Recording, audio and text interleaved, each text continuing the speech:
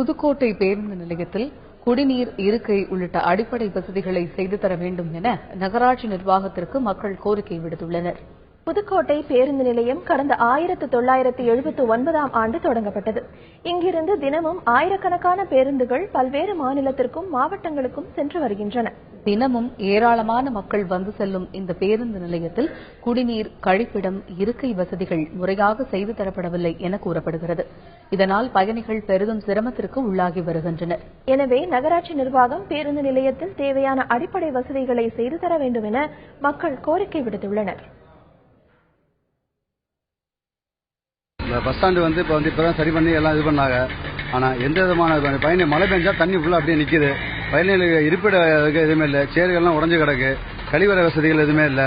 ஆமா, ரொம்ப மோசமா இருக்கு. பயணிகள் ரொம்ப அவதிப்படுறாங்க. வெளியூர் பயணிகள் சரி, உள்ளூர் பயணிகள் ரொம்ப அவசரப்படுறாங்க. அதை சரி பண்ணி கொடுக்கணும். நிர்வாகம் ரொம்ப சீர்கெட்டு கிடக்கு. அதை கொஞ்சம் சரி பண்ணி கொடுத்தா நல்லா இருக்கும்.